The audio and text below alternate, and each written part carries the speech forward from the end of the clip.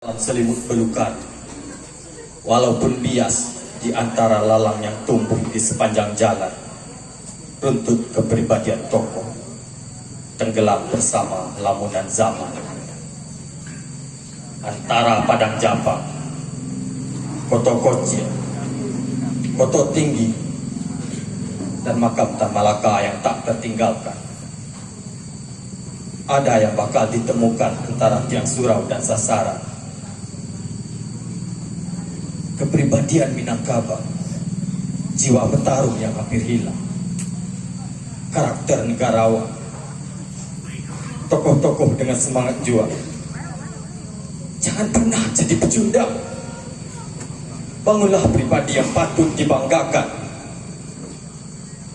PDRI.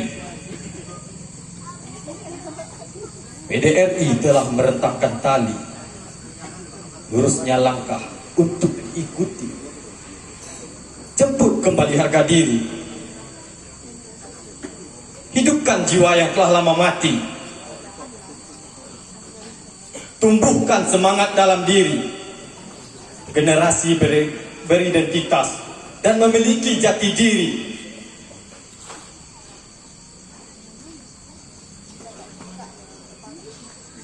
PDRI, bukti tokoh-tokoh negarawan sejati.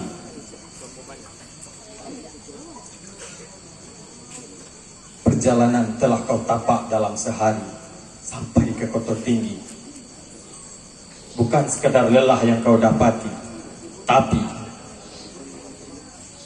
mengalirkan kembali darah pejuang dalam diri.